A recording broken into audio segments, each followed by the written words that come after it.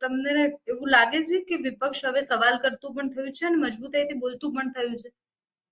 બેન, બોલતું તો થયું છે, ઠીક છે, બોલે છે. ઓલા લોકો પાસે પણ દિલ્હીની સ્ક્રિપ્ટ છે કે ભાઈ તમે શીખોની કતલેઆમ થઈ હતી ત્યારે કોણે કરાવી હતી વગેરે. પણ તમારી જાણ ખાતર ઓડિયન્સ એટલે પ્રજા, હું ને તમે સામાન્યમાં, એને આવી કોઈ પીસ્ટ પિંજણમાં રસ નથી. તમે એકબીજાને થૂકાથૂકી કરી લ્યો, એમાં અમને ન્યાય મળે? મારે ઘરે મોંઘવારી છે, ફૂલ ગુલાબી બજેટ એમ છાપામાં આવે એટલે મારા ઘરમાં હું કિલોલ થઈ જાય, મારે રીંગણા સસ્તા થઈ જાય. રીંગણા સસ્તા થાય ને તો ફૂલ ગુલાબી કહેવાય. હવે એમાં તો કઈ ફેર પડતો નથી. તો તમે ગમે એટલો પ્રચાર કરો તો હું કઈ પાગલ છું? એટલે હું ઠીક છે, તમને અધિકાર છે, કારણ કે માઇકમાં બોલે એ સંભળાય. સામે 10 લાખ માણસ ભલે બેઠા હોય, ઈ બોલે તો સંભળાય નહીં. સંભળાય કોનું? જે માઇકમાં બોલતા હોય એનું. આ બધા માઇકના ભાષણ છે બધા, કે આણે બોઘરાએ આમ કીધું તો આણે તેમ કીધું, ફલાણીએ આમ કીધું, ઢીકળાએ. પ્રજા ઓડિયન્સ તરીકે હંમેશા એક વસ્તુ જુએ, અમને સ્પર્શે એવી કોઈ વાત તમે કરો છો તો તમારું હા. બાકી તમે ઇતિહાસ તો બધાના ખરડાયેલા છે. કોઈ દૂધે ધોયેલો નથી ને રહેવાનાય નથી. કોંગ્રેસ તો નથી તો ભાજપે નથી, બેયને એવું છે. હું એમ કહું છું કે તમે આ લોકોને પ્રજાની નાડ પારખતા નથી આવડતું સાહેબ, હકીકતે. પછી લોકોને, આપણા જેવા લોકો ટીકા કરે ને, આપણી ગામઠી ભાષામાં ટીકા કરીએ એટલે એને વધુ લાગી આવે. આપણને સુસ્તું ફાવતું નથી અને કોથળામાં પાંચેરી રાખતા આવડતું નથી. આપણે તો તરતદાર ને માપુન જે હોય તે, કાનો મેથલીમાં રે અને કાનો ભાળે એવું કે, એવું આપણું જર્નલિઝમ છે. કે ભાઈ તમે સરકારમાં જુઓ તો તમે એક તરફથી એમ કહો છો કે ગુજરાત તો મોડેલ સ્ટેટ છે, આખા દુનિયામાં તમે ડંકો વગાડતા ફરો છો, ગુજરાત વિકાસ કરીને ચારે કોર, ડબલ એન્જિનની સરકાર, અને દુનિયાભરના એવોર્ડ તમને મળી જાય છે સારા એચિવમેન્ટમાં. પણ તમે એલા એક કેમ નથી બતા? એસટી બસમાં એક પાવલું ઘટાડ્યું તમે કોઈ દી? આ એસટી બસમાં કોણ જાય? હારા માણસ, ગરીબ માણસો બિચારા, મોટા ભાગના મધ્યમ અને ગરીબ માણસો જતા હોય. એક પાવલું ઘટાડ્યું. આ કેટલા વર્ષ થયા તમને 3 દશકાથી શાસનમાં જુઓ, એક પાવલું એસટીમાં ઘટાડ્યું નહીં. તમે આ આપણે લાઇટ બિલ છે, તમે કોઈ દી કીધું ભાઈ ગરીબ માણસ કે આટલાથી ઓછું કમાતા હોય ને એને આ ભાવ એમ? અને જે ભયંકર સુખી છે એને હું તો રાખો ને પાવલી વધારે, એમાં ક્યાં ફરક પડતા? એવી આજે વ્યવસ્થાનો અભાવ છે ને. હું તમને એમ કહું, ફેર એન્ડ લવલી, આપણે જે જોડું થવું હોય તો ફેર એન્ડ લવલી લગાડે. હું કહું ભલે અત્યારે 50 રૂપિયા મળે, હું કહું 500 રૂપિયા ભલે મળે. એના વગર ક્યાં મરી જવાય? જેને ધોળું થવું હોય ચોટાડે ને તો થયું. પણ દૂધ તો મળવું જોઈએ. દૂધ વગર તો છોકરા મરી જાય ને. ગલઢા માણસો હોય, વૃદ્ધ માણસો હોય, બીમાર માણસો હોય, દૂધ તો જોઈએ. તો દૂધ 10 રૂપિયા મળવું જોઈએ ને. એક તરફથી આપણે એમ કહીએ છીએ કે ગુજરાત છે એમાં દૂધની આ તો હબ છે. આ વિશ્વભરમાં આપણી ડેરીનું, અમૂલ ડેરીનું નામ છે, બધું પ્રખ્યાત છે. પણ આપણે પેટ્રોલ અને દૂધના ભાવ હરખા છે એ હકીકત નથી. તો તમે ગમે એવી થૂકાથૂકી ભાઈ જેની બેન ઠુમર કરે કે બોઘરાભાઈ કરે, એકબીજાને તમે જવાબ આપી દો એટલે હું અમારા ઘરમાં મેં કીધું રીંગણા સસ્તા થઈ જાય. એટલે હું કહું છું કે આ લોકોને છે ને પ્રજાની નાડ પારખતા નથી આવડતું. હું એક કહું કે આ ટીઆરપી કાંડ થયો ને અત્યારે આટલું સહાનુભૂતિના મોજા હેઠળ કોંગ્રેસ હાંડ થઈ ગયું, પણ તો ભાજપને કા બુદ્ધિ ન આવી કે ભાઈ આમાં તમારે ક્યાં ખીચામાંથી દેવો? હું એમ કહું 4 લાખ રૂપિયા આપીને તમે શું કામ ચૂપ થઈ જાવ છો? ઉત્તર પ્રદેશમાં યોગી આદિત્યનાથ છે, એ શું કરે છે? માફિયાઓની જમીન છે, આખી જમીન કબજે કરે, એની પર ગરીબના આવાસો બનાવી નથી દઈ દેતા. તો એને ઈ બંધારણ એને કાં નથી નડતું બંધારણ? એક વાત. કેજરીવાલ છે, એને કીધું શહીદ કોઈ પણ થાય છે આપણો સૈનિકનો 1 કરોડ રૂપિયો આપે, 1 કરોડ. હવે અહીંયા આપણે 4 લાખ આપીને તમારે ક્યાં ખીચામાં દેવાનું? બીજું તમારી પાસે નથી. તમે આમ તો દુનિયા આજે આ તિરંગા યાત્રા કાઢી નહીં તો 2-5 લાખ નો ખર્ચો થયો છે, વધારે હશે પણ ઓછો નહીં. તો હું કાંદો કાઢી લીધો, તમે ફરીને વયા ગયા ઓ કરીને હશે, અમે છાપી નાખ્યું, બધું પૂરું કર્યું. એક પણ માણસને તમે અન્નકૂટ ગમે એવડો બેન વિશાળ ધરો ને, અન્નકૂટ 5000 વસ્તુઓ છે ને, પણ અન્નકૂટ જોવાથી ઓડકાર ના આવે. ઓડકાર તો તમારા મોઢામાં ક્યાંક ઢેફલું એકાદું જાય ને તો આવે.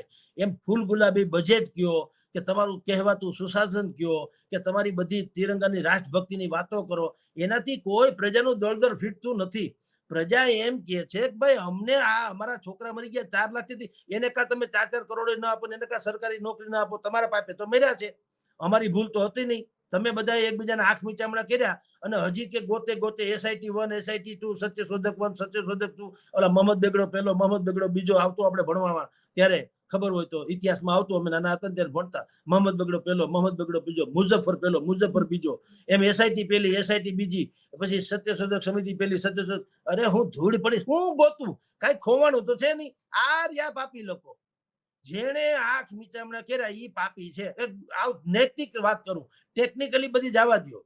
ટેકનિકલી નું કઈ આવે નહીં. મારા છાપામાં ભૂલ થાય બેન તો કોણ દોષિત? ભલે પછી મારા રિપોર્ટરે કર્યું, પણ મેઇન તો હું છું, તો મારે હું દોષિત ગણાવ કે નહીં? તમારી ચેનલમાં ભૂલ થાય અત્યારે તો તમે દોષિત, વાત થઈ ગઈ પૂરી. એમાં બીજું ક્યાં ગોતવાનું આવે? એસઆઈટી નો ક્યાં પ્રશ્ન? મેં આ ચોકડા વાળો બુસ્કોટ પહેર્યો હતો, હવે તો જગદીશભાઈ એક બુસ્કોટ કોઈક આક્ષેપ કરતો કે ના હવે એક સમિતિ હતો, પણ સમિતિ ક્યાં? તમે ભાતા તમારે આંખી ફૂટી ગઈ આ રહ્યો, સમિતિનો ક્યાં સવાલ છે? એટલે ટૂંકમાં એને વાળી ટોળી નાખવું છે. એટલે એક તો ભાજપનો ઈ વાંક છે. તો કોંગ્રેસનું તમને કહું, ઈ કઈ દૂધે ધોયેલા નથી. અત્યારે તમે તબડક તબડક કરતા નીકળ્યા છો, ઈ તો હું કામ? ડિસેમ્બર મહિનામાં ચૂંટણી આવે છે 4700 જેટલી ગ્રામ પંચાયતોની. એટલે તમારે પણ એવું છે કે કહી પે નિશાને કહી પે નિગાહે. આ યાત્રા તમે શું કર્યું છે? પેલા એમ વાત કરી હતી કે મોરબી થી શરૂ કરી વાયા રાજકોટ, પછી અમદાવાદ, વડોદરા, સુરત થઈને આપણે ગાંધીનગર જવું, બધાને હો હો કરવું. હવે એમાં ભારતીય જનતા પાર્ટીએ સેંધ મારી એટલે લોકો ખસતા ગયા. જે પીડિતો છે એને કીધું આ યાત્રા બાત્રાનો કોઈ મતલબ નથી. ઠીક છે, તમે કાઢો ને, અમારા માટે કાઢો છો એટલે અમે તમને કહીએ હશે ભાઈ, પણ એનાથી કઈ અમને મળે એમ છે નહીં. એટલે એ લોકો ખસતા ગયા તો ઓલા પ્લાન બી અમલમાં મૂકી દીધો કોંગ્રેસે કે ભાઈ આ તો ઠીક છે, પીડિતો છે, પણ એમ તો એમ કે ખેડૂતોના પ્રશ્નો છે, મહિલાઓના પ્રશ્નો છે, યુવાનોના પ્રશ્નો છે, રોજગારીના પ્રશ્નો છે, મોંઘવારી. હવે એ તો કોઈ ખૂટે એમ જ નથી. ટૂંકમાં બધું તમારા બધાની સમસ્યાના પગથિયા બનાવીને આને સિંહાસન સુધી જવાની ગણતરી કોંગ્રેસની છે અને ભાજપનું જે છે એ મેં આપને અગાઉ કીધું. એટલે બેયને તમને કહું તો બેઉ બળિયા બાથે વળગ્યા, કૃષ્ણે કાળીના જ્ઞાતિઓ જગાડતારા નાથને હું કૃષ્ણ ગોકુળનો કાળીનાગ, એના જેવી વાતો છે આ. કે કોઈને ખરા અર્થમાં તમને કહું તો કોઈની પીડાની કે કોઈની સમસ્યાની પડી નથી. હું તમને કહું, કોંગ્રેસ જેટલી પણ અત્યારે વાત કરે છે કે ભારતીય જનતા પાર્ટી આમ ને તેમ, તમારા હાથમાં કર્ણાટક થી માંડીને 2, 3, 4 રાજ્યો તો છે. એવું મોડેલ સ્ટેટ તમે બનાવો કે ત્યાં ઝીરો ટોલરન્સ જેવી વાત થાય, કે ન સલામતીનો કોઈ પ્રશ્ન વધે, ન બેરોજગારી થાય, મોંઘવારી પર ક્યાંય કોઈને નડે નહીં, તો ત્યાંની પ્રજા તમારી જે છે બ્રાન્ડ એમ્બેસેડર ન બની જાય કે ભાઈ આવો અમારા આ મોરબી. આપણે ભાઈ દિલ્હીના કેજરીવાલ હતા, હવે ન્યાણે ખરેખર શું કર્યું રામ જાણે, પણ એ અહીંયા આવીને જે વિધાનસભાની ચૂંટણી વખતે છવાઈ ગયા હતા અને ભારતીય જનતા પાર્ટીને પણ થોડુંક તો ફડક બેસાડી દીધી હતી. શું હતું? એણે કીધું ભાઈ અમે હેલ્થમાં તમને મદદ કરશું, તમને આરોગ્યમાં તો મદદ કરશું, શિક્ષણમાં મદદ કરશું, લાઇટ બિલ તમારા 50% ઘટાડી દેશું, ગરીબોને તો ફ્રી આટલા યુનિટ સુધી તો 300 યુનિટ ફ્રી આપી દે, હું બેનોને 2-2 હજાર રૂપિયા આપશું. તો બધાને એમ થયું કે આ તો બહુ સારું કહેવાય ભાઈ. તો એ આપણો મત. હવે કોઈને કેજરીવાલના બાપાનું નામ ખબર નથી, નાતની ખબર નથી, એની અટક શું છે, બધાને કેજરીવાલ ખબર છે.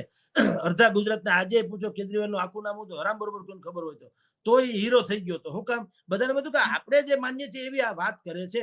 તો હું તમને આપણે તો એ જ ચર્ચા કરીએ છીએ કે કોંગ્રેસ હોય કે ભાજપ હોય, તમે આજે ઉપર છેલ્લા કાર્યક્રમો કરો છો એનાથી તમે એમ માનો છો કે પ્રજામાં તમારી અમિટ છાપ પડે? સોરી, ભૂલી જાઓ યાર. લોકો તો એન્ટરટેનમેન્ટની રીતે જુએ છે. પ્રજા બહુ બુદ્ધિશાળી છે, જુએ છે એન્ટરટેનમેન્ટ. જેમ કે આપણે જેમ નવું ફિલ્મ આવે, નવું નાટક આવે કે નવું ફલાણું આવે, એવી રીતે નવું ઇન્ડસ્ટ્રી જુએ, ઠમક ઠમક કરતા હોય છે. એનાથી કાંઈ ફાટી પડતું નથી. તો આ 3 દશકા થયા કોંગ્રેસે આની પેલા બધી કાઢી તો કરી જ લીધી ને. કોઈએ મત આપ્યો એ કે શું કામ? તમે વિપક્ષને લાયક એ નતા. હમણાં વળી થોડોક મેળ પડ્યો, બાકી તો ભગવાન દયા હતી. તો શું છે મારો હું એમ કહું છું, જેમ ભાજપની આપણે ટીકા કરીએ છીએ કે સરકારમાં હોવા છતાં એ પ્રજામાંથી થોડીક એની લોકપ્રિયતા ઘટતી જાય છે, કારણ કે એને જે છે ને એનો વિકાસ ઉપરનો છે. અદાણી નું સ્ટેટમેન્ટ આવે, અદાણી કે અંબાણી કે ઉદ્યોગપતિઓનું આવે, રેટિંગ એજન્સી ને ફલાણું એજન્સી ને આટલા એટલા ટકાને આ ત્રીજા ઇકોનોમિક આપણે વિશ્વની 3જા ક્રમની 5મા ક્રમની, એવી બધી મોટી મોટી વાતો કરે એટલે એને એમ લાગે વિકાસ થઈ ગયો. સરદારનું પૂતળું ઊંચું બનાવી નાખો, કાશ્મીરમાં સૌથી ઊંચામાં ઊંચો પુલ બનાવી નાખો, અહીં ગ્રીન ફિલ્ડ એરપોર્ટ બનાવી નાખો. એટલે ભાઈ બરાબર, પણ બસ સ્ટેશનમાં માખીઓ બળબણે છે, એમાં ગોઠણ સુધી પાણી ભરાઈ જાય છે. અને ઘરમાં અમે જ્યાં રહેતા હોય ન્યાય નીચાણવાળા વિસ્તાર, તમે લોકોએ વિકાસ એવો બુદ્ધિપૂર્વકનો વાકાતરાહો કર્યો છે કે જે ગરીબ ગુરબાની કોઈ વસાહત છે ત્યાં તો ગોઠણભેર પાણી. આખા અત્યારે તમે જો પોરબંદરના ઘેડ પંથકમાં છે, કડે કડે પાણી ભરાઈ ગયું હતું, ઘઉં, બાજરો, ગાજલા, ગોદડા, આ છે આખો ડામોશિયો બધું સત્યાનાશ થઈ ગયું.